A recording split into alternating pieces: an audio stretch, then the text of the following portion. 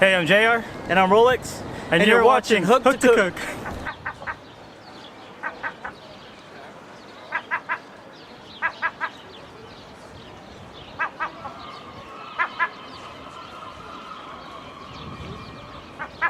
Welcome back, guys.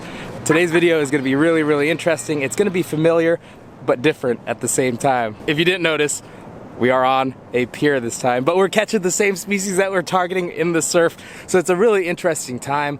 We actually have a Facebook group called the Hook to Cook family, kind of a private group on Facebook. And the gentleman that we're with, Rob, actually came out here and caught quite a bit of barred surf perch. And today that's what we're gonna do.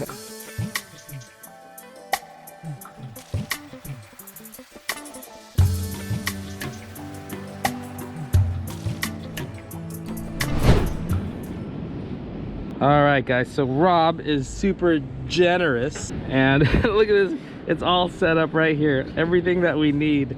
We got 12-pound Seaguar fluorocarbon. The reason for 12-pound is because you need to hoist these fish up onto the pier. We got this 2-ounce sliding sinker, and we got our Crusteaz elastic material, so you only need one for like a long time. And then crazy glue. So we'll show you how it's all rigged. First thing, weight, slip that on. Next, you gotta have that bead to protect your knot. Swivel next, moisten it, cinch it down. And you go with like a 4 or 5 foot leader. Yeah, that's about 5, right? 4 foot leader. All right, 4 foot leader it is. When in Rome, do as the Romans. So there's the leader, put that on there. And this goes down to a size 4 bait holder hook. And it has the barbs so that it keeps your bait on. But Rob and Bob both take it one step further, which you guys saw with the super glue. All right, now we're gonna get one of these Crusteaz out of the package. They're packaged very nicely. A lot of people talk about there's, you know, better baits for the money and whatnot, but the thing that you got to keep in mind is these things last a really long time. You can go a whole trip using just 1 or 2 max. So what we're gonna do, go ahead and thread it on. There's a little hook channel right there, you guys can see it, so that's where you want to come out. Always want to measure how much your bait is going to be on that hook. So you want it coming out just outside of the arms when you're using a size 4. Thread that on right there. And again, you want to just add 1 little drop of crazy glue. Rob was saying that he actually prefers the brush on type better. That's a really cool tip. So just 1 dab will do it right there. Always be sure to plug it back. Slide that over the glue.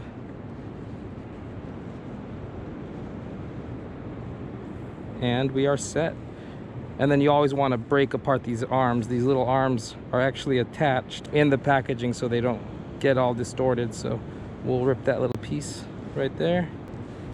And now they're freely swimming, freely flapping. All right, first cast.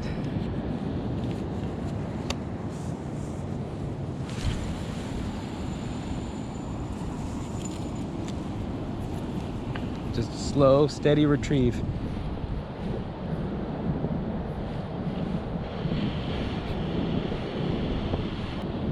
Yeah, there's definitely a deep pocket right here. It's interesting seeing this water from directly above like this, almost like the drone footage.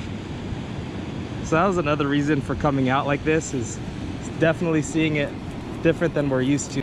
The conditions that we're looking at today are high tide at 7 o'clock, which is super early, and I believe it's a 6-foot high tide. So when we're looking at the beach, there's not much real estate up there. The water is way up. And what's really cool, one benefit of fishing on the pier, is that you can pretty much follow wherever the high tide meets and where the breaks are. You can go deeper, shallower. It's really like a cheat code on a video game. Call it pier mode. Got one? Nice. Nice. Woohoo! Cool. There you go, Rob. Sick. You laid into that one. It's a good one?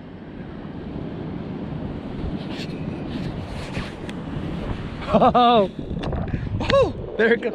Stunned. Stunner. Well, that's good. It puts him out quick, you know? That's that hook set, bro. He didn't have to reel. He just freaking. Should have been a little nicer. Seeing it fly through the air is like, ah. Another one? Wow.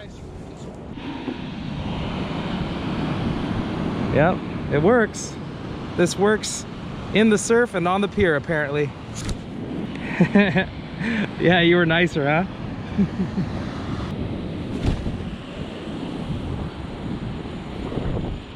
Jeez. Distance. I have a feeling this is gonna be the first one. If I catch one on this cast, you guys have to hit that subscribe button if you haven't already. If you already subscribed, give it a thumbs up.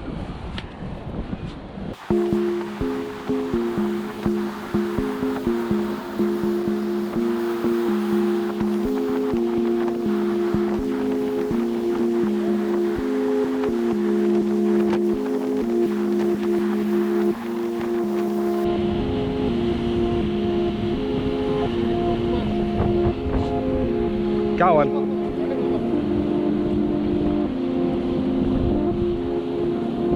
All right, you guys got the bet. If I caught a fish on this cast, you guys had to subscribe or hit that like button. So there he is. We didn't say it had to be a monster, but there he is on that Crusteaz. We'll let him go. Rob's got another one. There he is. Bye. Oh, that's a good one. Is that a keeper? Not in my book. Not in your book? All right. Well, he'll make it. Maybe somebody else will want it. Maybe our boys from Porterville? Let me go see. Yeah. Rolex, are you taking any home? Yeah. I'm definitely getting tapped. Yeah. We want them to inhale it. Big ones just suck. Yeah. Because these Crusteaz look like a sand crab and they're just like, rah! They look like soft shell sand crabs. Yeah, the cool thing about all this is we stay dry and our casts are like perfect. They're going right behind the wave and slowly working its way back. It's perfect. Yeah, there's a pocket right over there that we can see. Ooh, got one. Good one. I think it's a good one. Nah, it's not that good. It's all right. Looks like Rob's pulling something up over there. Don't know what it is. Got him. Little guy.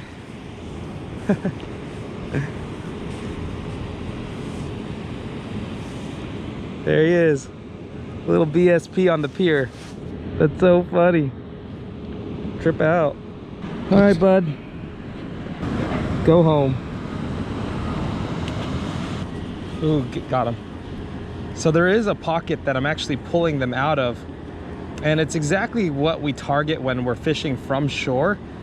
And it's really, really interesting seeing it from this angle. It's another sort of learning experience to be able to see it from a different angle.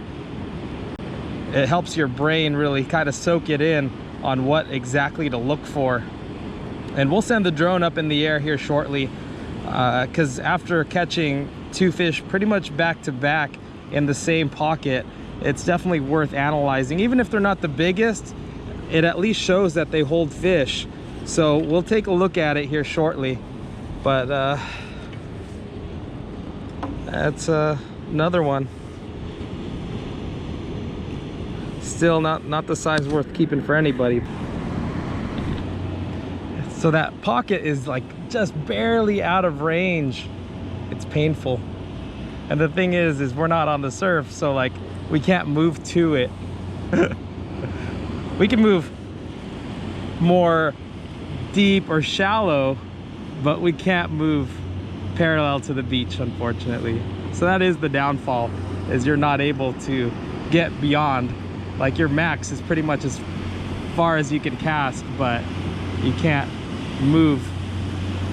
So that is one downfall of fishing from the pier, is if the fish are far out that way, you're not going to be able to get them. All right guys, this is a perfect view, vantage point of where I was fishing. I was fishing exactly right here at this spot, and with this image you can clearly see where that deeper pocket is right here. And as this wave starts to recede, you'll start to see where it breaks away, and I can barely cast right there, right pretty much in the middle of your screen right now. That's as far as my bait can go, and that's literally the pocket. So I was getting bit right at that area. It's really tough to make out, but the more that you watch the wave action, you start to see where that pocket is revealed. But there really wasn't a lot in there, not much holding in this spot, but it's still worth a look just to see what that type of water looks like from a different angle compared to our last videos. Right now you can actually see how that pocket reacts. There's actually a bit of an opening right here. You can see it where it's the dark clear water. So that's where those fish were coming out of. And again, yesterday Rob came out here and totally slayed them. So it's also crazy to see how one day can change everything. The bite could be on one day and then the bite can totally stop the next. This is also a cool illustration of where the deep water meets the shallow water.